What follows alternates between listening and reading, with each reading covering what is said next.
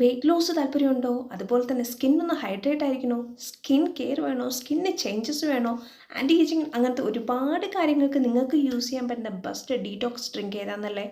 Vitamin C ചേർന്ന lemon തന്നെയാണ്. Vitamin C serum നമ്മൾ ഫേസിൽ യൂസ് ചെയ്യാറുണ്ട്. ഏത് ടൈമാണ്? നൈറ്റല്ലേ കൂടുതൽ യൂസ് ചെയ്യുന്നത്? അതാണ് ബെറ്റർ. അതോടൊപ്പം നമുക്ക് യൂസ് ചെയ്യാം നമ്മുടെ ഡീറ്റോക്സ് ഡ്രിങ്ക്. അപ്പോൾ എന്തൊക്കെ വേണമെന്നല്ലേ? ഇതേമാതിരി ഇത് വേണ്ട, പ്ലാസ്റ്റിക് അവോയ്ഡ് ചെയ്യുക. നമുക്ക് ഗ്ലാസ് ബോട്ടിൽ എടുക്കാം.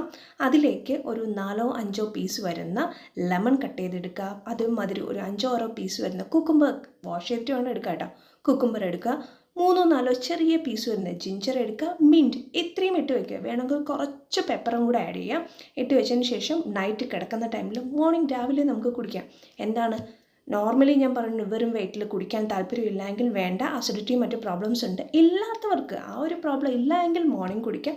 ഇല്ല എങ്കിൽ നിങ്ങൾക്ക് ഏത് ടൈമാണോ കുടിക്കാം. ഒരു ബ്രേക്ക്ഫാസ്റ്റിന് മുമ്പായിരിക്കും നല്ലത്, അല്ലെങ്കിൽ ആ ഒരു ബ്രേക്ക്ഫാസ്റ്റിന് ഒരു 5 മിനിറ്റ്സ് മുന്നേ.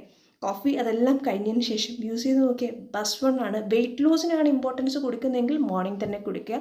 സ്കിൻ ഹൈഡ്രേറ്റ് ആവണം മറ്റു കാര്യങ്ങൾക്കാണെങ്കിൽ നിങ്ങൾക്ക് യൂസ് ചെയ്യാൻ പറ്റുന്ന ബെസ്റ്റ് ഡ്രിങ്ക് ഇത് ഞാൻ ട്രൈ ചെയ്ത് നോക്കുക.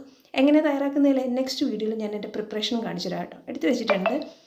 അപ്പോൾ അടുത്ത വീഡിയോയിൽ കാണിച്ചു തരാം. ട്രൈ ചെയ്ത് നോക്കുക. ബെസ്റ്റ് ഡീറ്റോക്സ് ഡ്രിങ്ക് ആണ്. എന്തൊക്കെയാണെന്ന് അറിയാലോ? നമുക്കറിയാം ജിഞ്ചറിൻ്റെ ഇമ്പോർട്ടൻസ് അറിയാം, പുതിനയിലെ ഇമ്പോർട്ടൻസ്, അതുപോലെ തന്നെ നമ്മുടെ കുക്കുംബറിൻ്റെ ഇമ്പോർട്ടൻസ് അറിയാം, ലെമൺ, വൈറ്റമിൻ സി, ഇത്രയും മാത്രം മതി. ട്രൈ ചെയ്ത് നോക്കി.